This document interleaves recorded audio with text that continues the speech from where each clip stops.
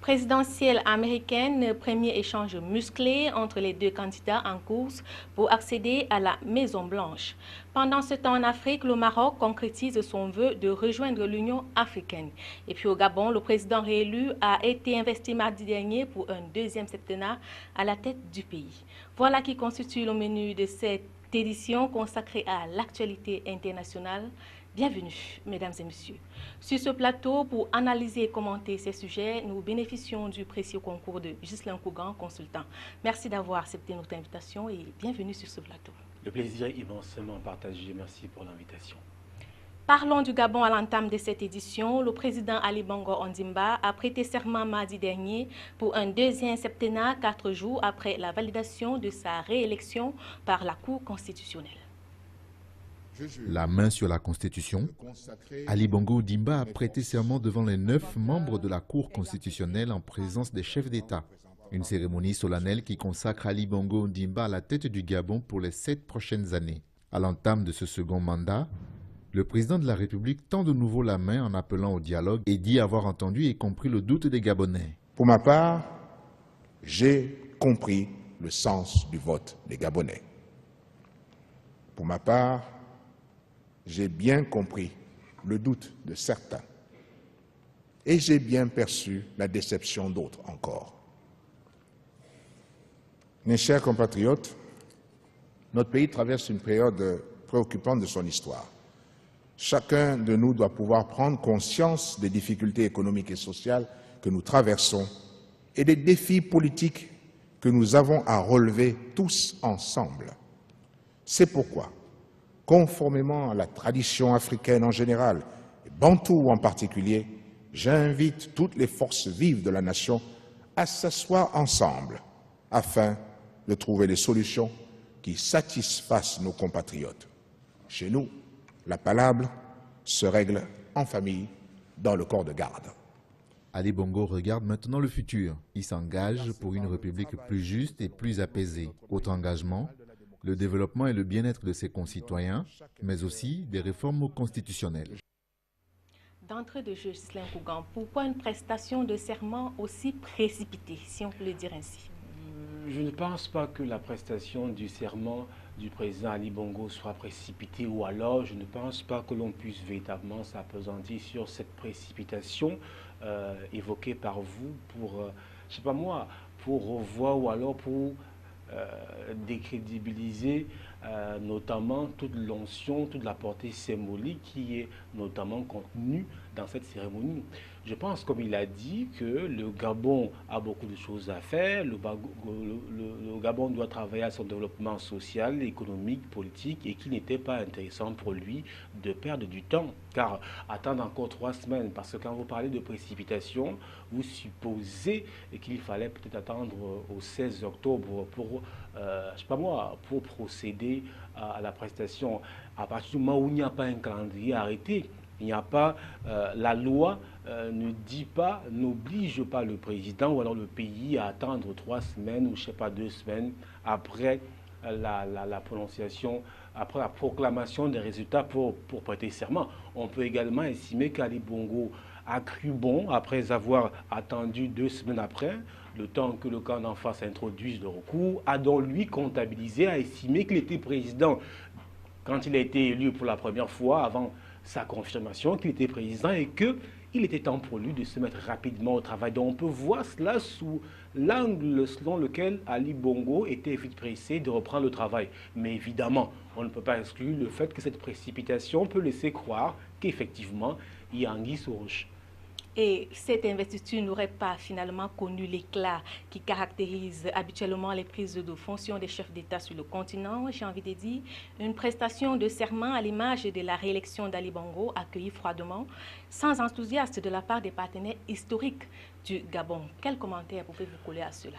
Simplement, vous l'avez dit, la prestation des serments est à l'image des événements qui ont qui ont suivi la proclamation pour la première fois de l'élection d'Ali Bongo Ondimba au Gabon, on peut comprendre que l'élection s'est passée dans des conditions difficiles et donc automatiquement après cela, on peut comprendre qu'il y en a certains présidents africains et même de la communauté internationale qui ne soient pas très enthousiasmés par cette mise en scène symbolique, tout simplement.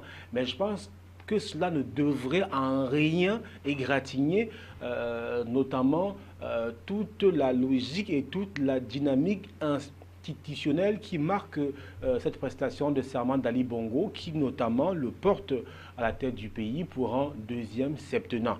Et effectivement, on peut comprendre cela et par exemple, se fausser dans une sorte d'analyse qui pousserait à dire que parce qu'il n'y a pas eu, parce que quand vous dites qu'il n'y a pas eu beaucoup de gens, vous pensez, vous faites allusion au président de la sous-région Afrique centrale, par exemple, il n'y en a eu aucun. C'est quand même curieux, effectivement, mais on peut aussi comprendre, de par le cordon ombilical qui est entre l'Afrique centrale et la patrie mère, la France, qu'automatiquement, avec la position de la France qui est carrément contre ce qui se passe, que ces pays-là n'aient pas voulu notamment se mettre à dos la France. Mais effectivement, je pense qu'on peut aussi prendre symboliquement le fait, par exemple, du Cameroun. Le chef de l'État camerounais a transmis ses félicitations à Ali Bongo en parlant de pays amis, chers frères, ici et ça. Et pour aller plus loin, il a envoyé au Gabon le ministre camerounais de la Justice. Beaucoup ont estimé que c'était un peu rétrograde, mais je pense qu'on peut lire dans cette désignation-là plutôt le caractère, comment dirais-je, technique et même symbolique. C'est-à-dire qu'à partir du moment où la question qui s'est posée au Gabon était une question de justice, eh bien, le président camerounais a jugé opportun d'envoyer le ministre de la Justice, comme pour dire aux Gabonais, eh bien, justice a été faite, et donc Ali Bongo est le nouveau président. Après son investiture, Ali Bongo a nommé le Premier ministre chargé de la formation d'un gouvernement d'ouverture. Comment comprendre cette main tendue à l'opposition? Mais effectivement, ça veut dire que Ali Bongo confirme ce qu'il disait. Il est dans une logique de dialogue, puisqu'on estime que pour résoudre les problèmes gabonais, qui pour la plupart sont des problèmes, je dirais, des problèmes familiaux entre Jean Ping et Ali Bongo, même si vous me direz que ça concerne le Gabon et donc ça dépasse le cadre familial, sont des problèmes de personnes, sont des querelles de personnes. Alors, comment est-ce qu'on peut gérer les problèmes? On revient à la tradition africaine, on va sous l'arbre à palabre pour justement débattre, discuter et puis trouver des solutions pour que le Gabon avance, pour que les Gabonais puissent vivre décemment dans leur pays. D'aucuns voient en cet appel au dialogue une politique qui veut diviser pour mieux régner. Je ne pense pas que ce soit une politique de division. Pourquoi? Parce que quand on tend la main, ça veut dire que j'aurais cru qu'on nous fasse comprendre qu'Ali Bongo, notamment, peut-être estime qu'il n'a pas été bien élu et qu'une fois qu'il a gagné, il faudrait qu'il apaise les tensions. Et même si c'est le cas, cela se comprend, il a été élu pour la première fois, on a confirmé sa réélection en lui donnant gain de cause plus que par le passé. Il est question pour lui, je pense qu'il ne pouvait pas faire autrement. Parce que quand on a observé l'après-proclamation pour la première fois des résultats, on s'est dit le Gabon allait à volo. Maintenant qu'il y a eu un apaisement, il ne peut que surfer sur cette vague-là. Parce qu'aujourd'hui, si le Gabon est sans dessus-dessous, ça n'arrange pas Ali Bongo, il ne pourra pas travailler. Je pense simplement que l'opposition va avoir suffisamment de force, suffisamment de foi pour transcender les appétits qui peuvent être rationnels ou non, que l'opposition ait raison ou non sur un ensemble de choses. Le fait est fait. Aujourd'hui, on doit mettre au devant de la scène l'intérêt général et même suprême du Gabon. Le camp de Jean Ping annonce aussi l'organisation d'un dialogue inclusif. Cela, finalement, ça va plonger le pays dans quoi? Je ne pense pas que cela puisse plonger le pays dans une situation quelconque. Je pense simplement que Jean Ping a du mal à accepter la défaite, tout simplement.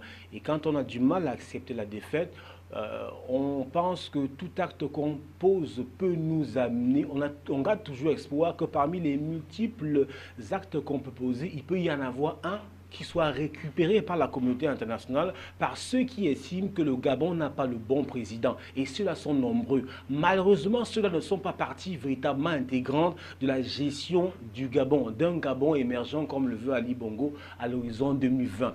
Et c'est notamment cela la question. Mais quand on comprend la sortie musclée du ministre français des Affaires étrangères, Jean-Marc Ayrault, il est totalement cru.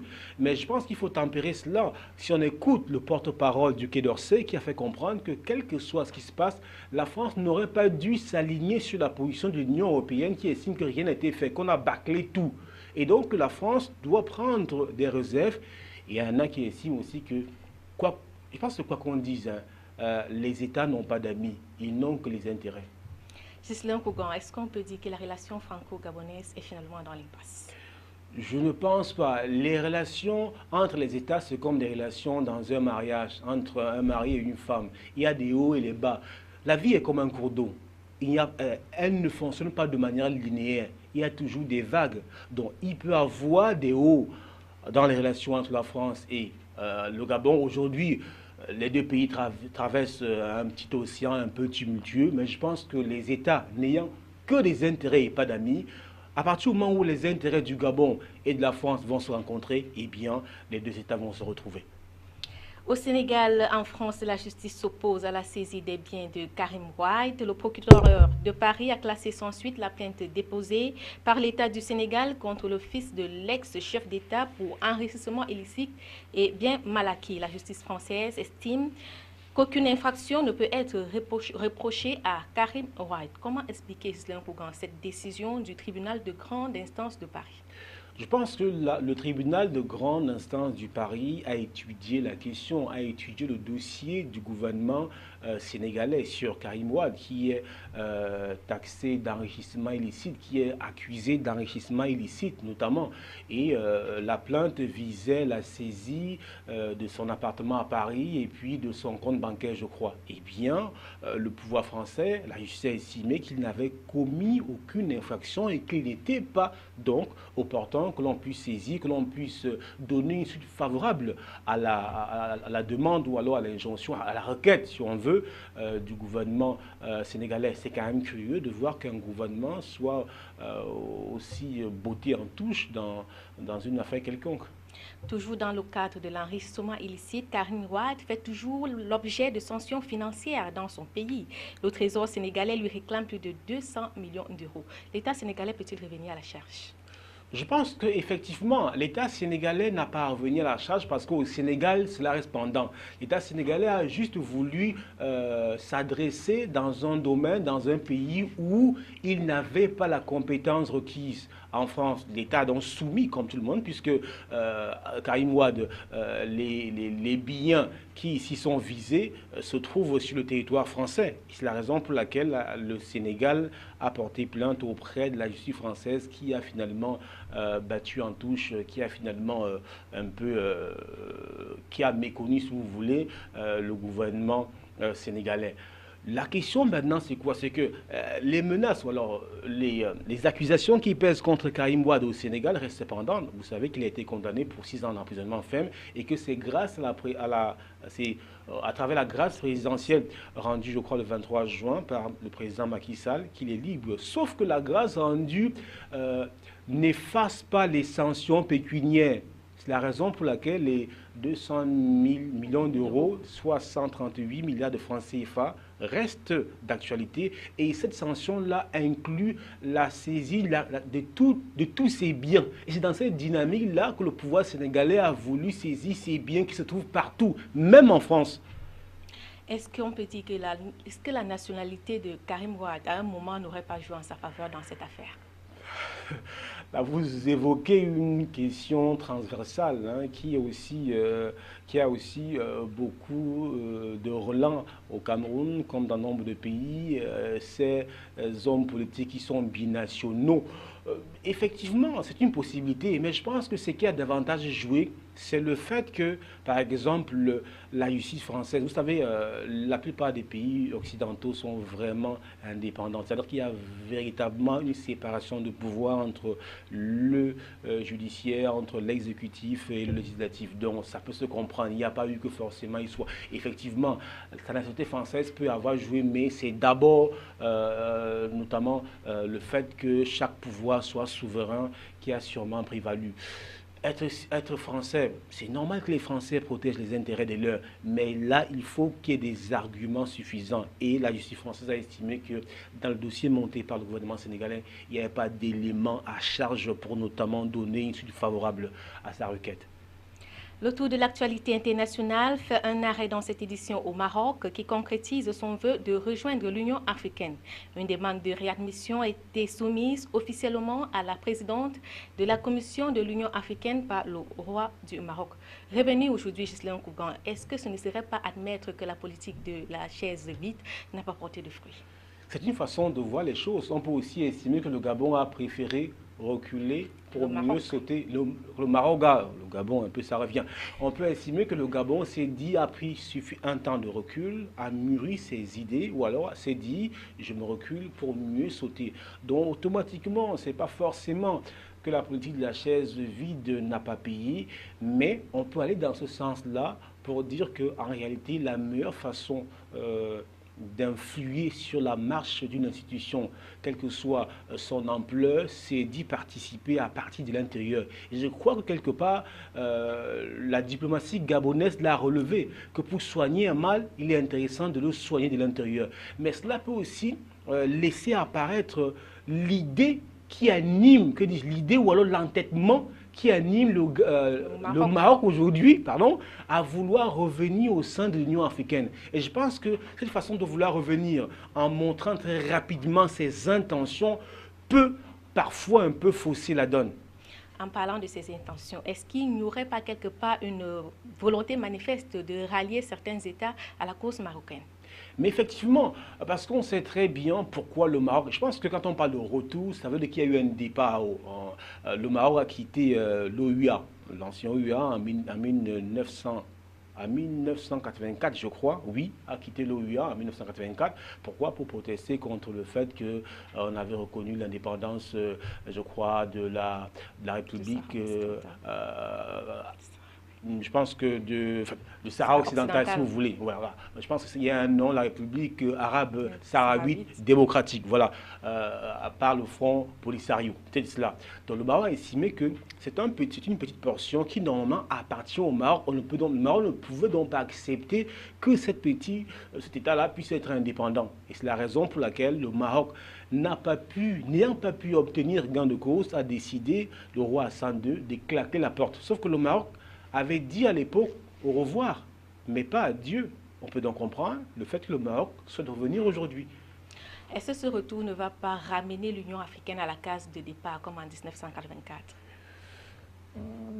Ramener au départ, pas l'Union africaine au départ, déjà c'était l'OUA, aujourd'hui c'est l'Union africaine, donc on ne peut pas parler de ramener au départ. Mais je pense qu'on peut estimer que le Maroc revient au départ, peut-être parce que le Maroc revient avec l'intention, l'idée de faire peser de tout son poids pour que finalement lui soit reconnu tous les pouvoirs sur notamment le Sahara occidental. Et c'est à ce niveau que je dis que le Maroc peut-être a joué de beaucoup de stratégies. Vous savez très bien que le Maroc a envoyé des délégations en Afrique centrale, en Afrique de l'Ouest, pour notamment militer pour sa cause.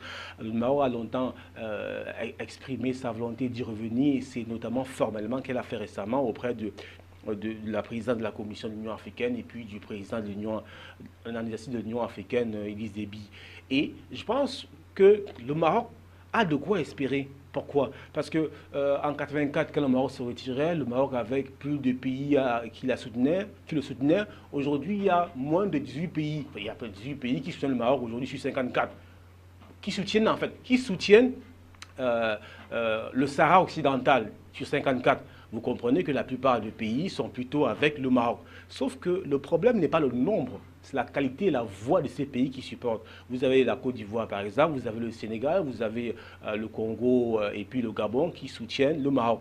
Mais ceux qui sont contre le Maroc, vous avez l'Algérie, vous avez le Nigeria, vous avez des pays comme l'Afrique du Sud. Vous voyez qu'ils sont peu, mais les pays qui sont contre le Maroc, qui sont pour la libération, pour l'indépendance du Sahara occidental, sont des pays de poids, des pays qui aspirent à avoir une place avec veto au Conseil de sécurité. C'est à ce niveau qu'ils estiment que ça va être difficile à battre à l'intérieur, que le Maroc peut-être n'aurait pas dû, très tôt le matin, dévoiler ses intentions de venir à l'intérieur, premièrement pour récupérer le Sahara occidental.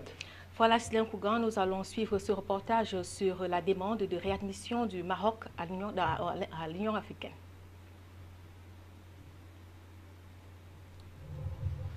Le Maroc, qui a quitté l'Union africaine en 1984, est formel dans son souhait de rejoindre l'organisation.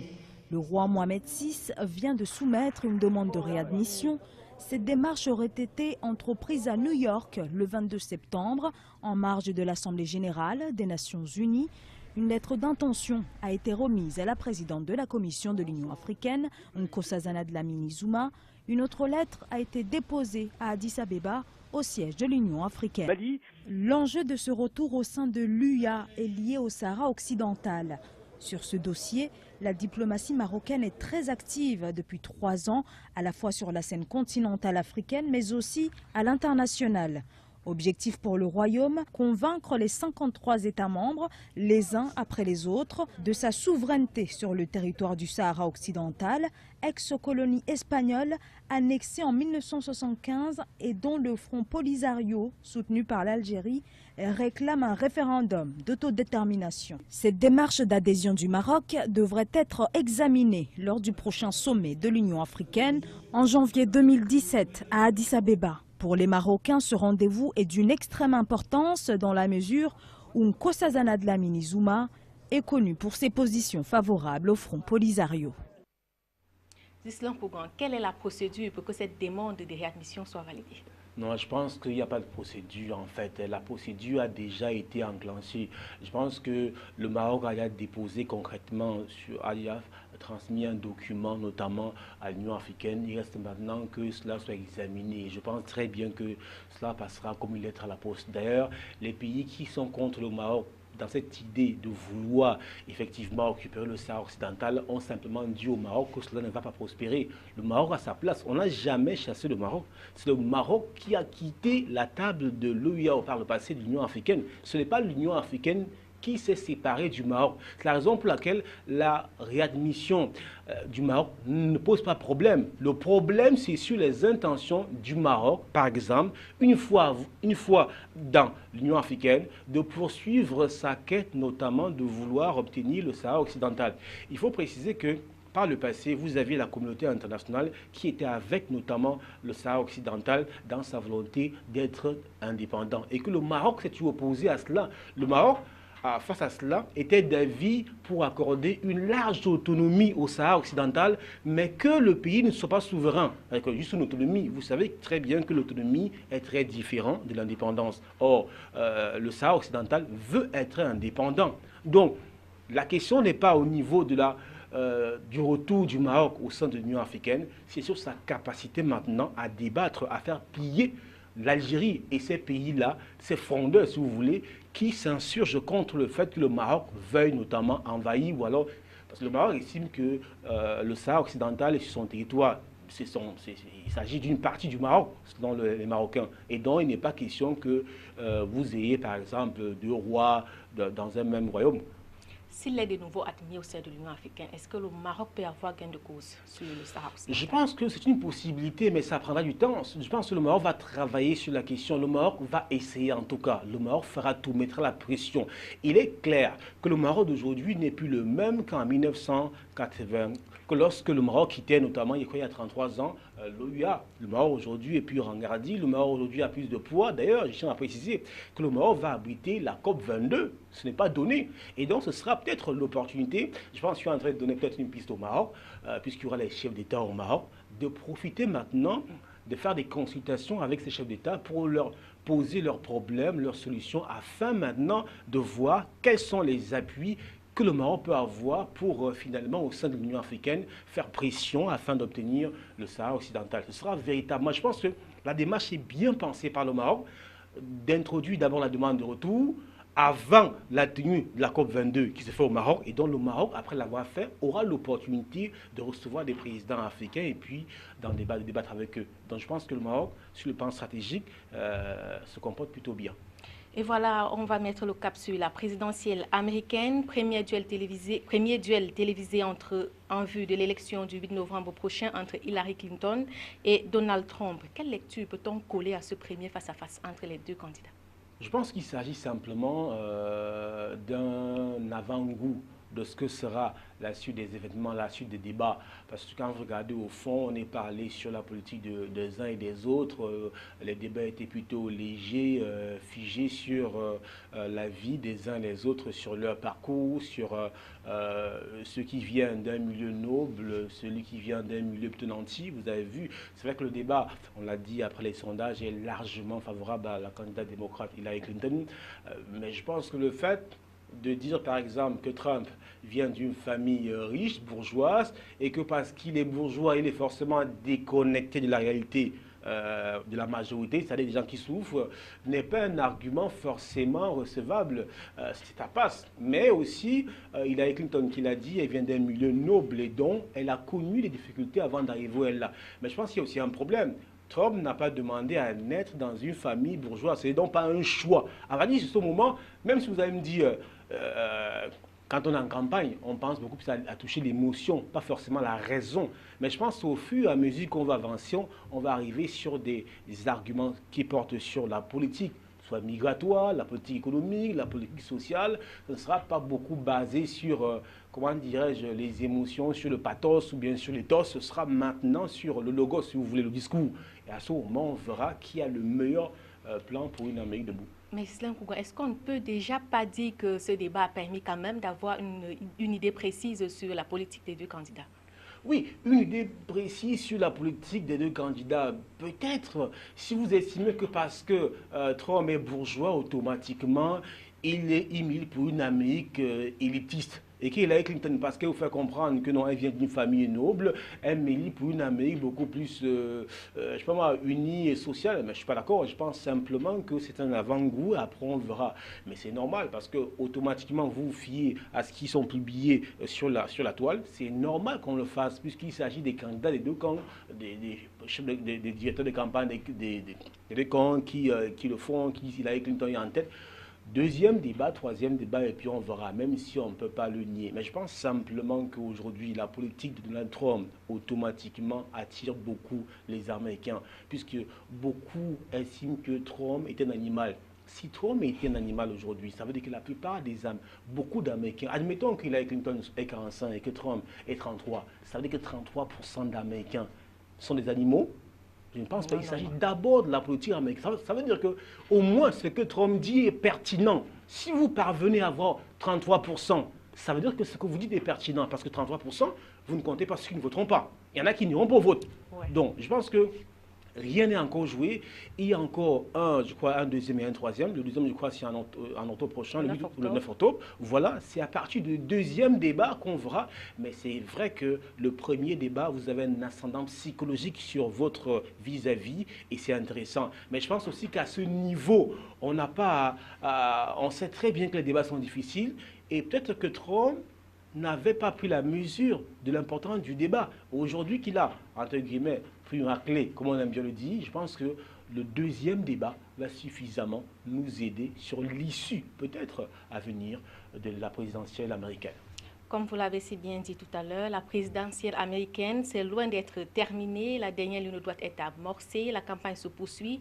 Les deux candidats seront encore face à face dans le cadre des deux autres débats télévisés, les 9 et 19 octobre prochains. Voilà, Ghislain Kougan, nous sommes arrivés au terme de cette édition. Merci d'avoir répondu une fois de plus favorablement à l'invitation d'International. Le plaisir est partagé. Merci. Voilà, mesdames et messieurs, c'est tout pour cette édition. Merci de nous avoir suivis. Au plaisir de vous retrouver la semaine prochaine.